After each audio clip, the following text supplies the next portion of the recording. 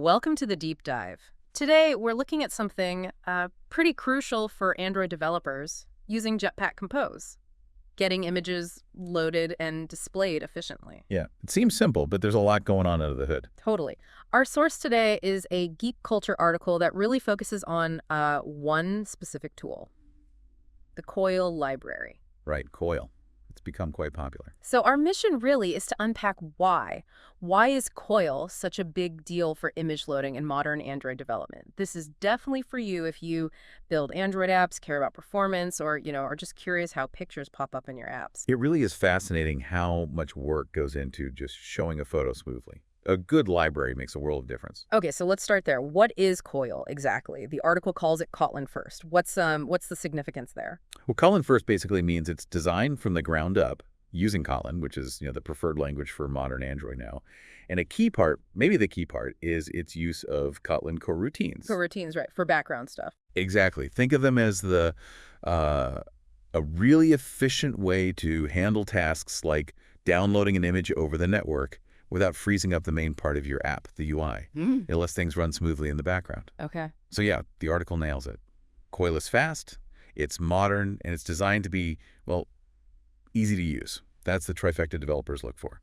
So why choose Coil? I mean, couldn't developers just handle image loading themselves? What does Coil do automatically that, saves the day? Oh, you could, but it's a massive amount of work, and it's easy to get wrong. Coil takes away so much of that headache. Think about it.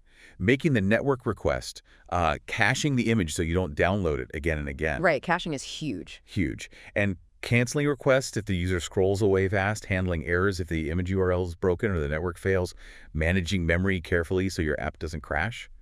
Coil automates all that.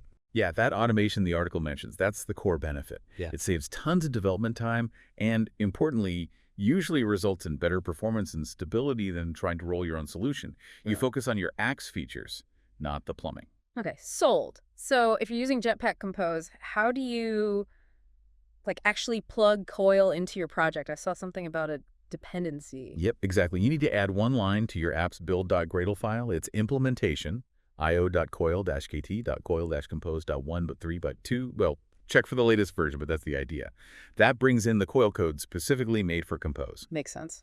Oh, and don't forget the article points this out too. If you're fetching images from the internet, which you almost always are, you need to declare that in your Android manifest.xml. That's the uses-permission android.name android.permission.internet bit. Standard Android stuff. Got it. Okay, so Coil is in the project, permission granted. How do we actually, get an image from a URL and display it on the screen in Compose? Right. So the magic function here is remember image painter. The article rightly highlights this one. Remember image painter. Yeah.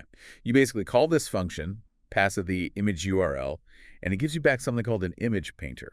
Think of the image painter as the manager for that image request. Ah. It handles the asynchronous loading, the downloading behind the scenes. And it also manages the different states, like showing a placeholder while it loads, displaying the image when it succeeds, or even showing an error icon if it fails. Then you just pass this image painter to the standard Jetpack image composable. So remember, image painter does the fetching and state management, and image does the actual drawing. You got it. Pretty neat, huh? Yeah, that sounds much simpler than doing it manually. Now, the article also mentions something called transformations. Sounds like you can manipulate the images. Oh yeah, that's a really powerful feature. Transformations let you modify the image bitmap before it's displayed. Like filters or effects? Exactly. The article gives some good examples. Grayscale transformation makes it black and white. Circle crop transformation crops it into a circle, super common for profile pics. Then there's blur transformation for, well, blurring, and rounded corners transformations for giving images those nice curved corners. You can even chain them, apply multiple transformations together for more complex looks. Cool. So you can do quite a bit of image styling right there in the loading process. Precisely. It's very flexible. Okay, so wrapping this up, it really sounds like Coil offers a very streamlined and powerful way to handle images in Jetpack Compose. Easy integration, handles all the background complexity, and even offers cool stuff like transformations. That's the gist of it, yeah. It makes a potentially tricky part of app development much, much easier and more efficient. And like the article suggests, if you want to really dive deep, the official Coil documentation is the place to go. It covers everything. It really makes you appreciate, doesn't it, how much complex processing happens behind the scenes for something we see as simple as an image loading in an app. Libraries like Coil are these amazing abstractions that just let developers build cool things without getting bogged down. Think about that next time you're scrolling through an app, all those images appearing seamlessly. There's a good chance a library like Coil is doing the heavy lifting, completely invisible to you.